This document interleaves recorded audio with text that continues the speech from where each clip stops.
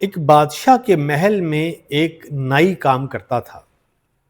بادشاہ کے بال کاٹتا، اس کی شیو کرتا، اسے روزانہ 1 روپیہ ملتا تھا۔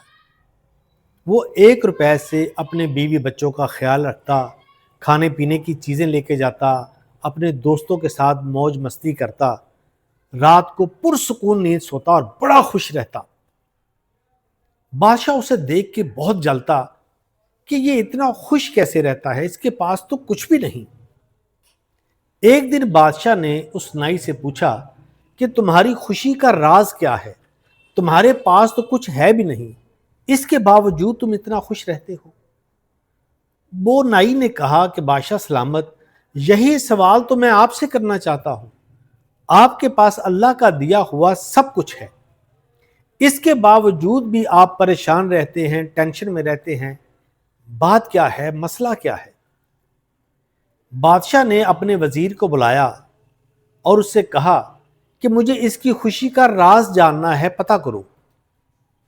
اس وزیر نے ایک سکیم بنائی، ایک پلان بنایا اور اس کے گھر میں 99 روپے کسی تھیلی میں چھپا کر رکھ دیے۔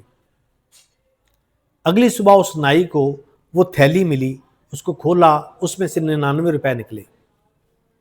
وہ نائی سوچنے لگ گیا کہ اگر 1 روپیہ اور ہو جائے تو میرے پاس 100 روپیہ ہو جائے گا۔ اس نے سوچا کہ آج میں کچھ نہیں کھاؤں گا، کوئی چیز اپنے گھر نہیں لے کے جاؤں گا، میں نے 100 روپیہ پورا کرنا ہے۔ سارے دن کے بعد اس کے پاس 1 روپیہ آ گیا اور وہ 100 روپیہ بن گیا۔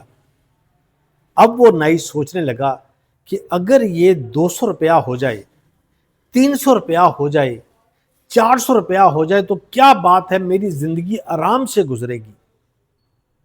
اب وہ ٹینشن میں آنے لگا، سوچ میں آنے لگا، پریشانی میں آنے لگا۔ پہلے وہ نائی حال میں جیتا تھا، پریزنٹ میں جیتا تھا، اب اسے مستقبل کی سوچ آنے لگی، اب پریشانی آنے لگی۔ اب وہ اس کا کام میں دھیان نہیں لگتا تھا، لاپرواہ ہو گیا، ہر وقت پریشان رہتا۔ ایک دن بادشاہ نے پوچھا کہ تم اتنے پریشان کیوں ہو، کیا مسئلہ ہے؟ اس نائی نے ٹال مٹول کیا، لیکن بادشاہ کے اصرار پر اس نے بتا دیا کہ کچھ دن پہلے مجھے 99 روپے ملے ہیں، پھر میں نے محنت کی، مجھے 1 روپیہ مل گیا، وہ پورے 100 ہو گئی۔ پھر مجھے سوچ آئی کہ یہ 200، 300، 400 ہونا چاہیے تاکہ میری زندگی آرام سے گزرے۔ بادشاہ ساری بات سمجھ گیا کہ یہ سارا کھیل 99 روپے کا ہے، اور بات آپ کو بھی سمجھ آ گئی ہے کہ یہ جو سارا کھیل ہے نا ٹینشن کا، پریشانی کا، وہ 99 روپے کا ہے۔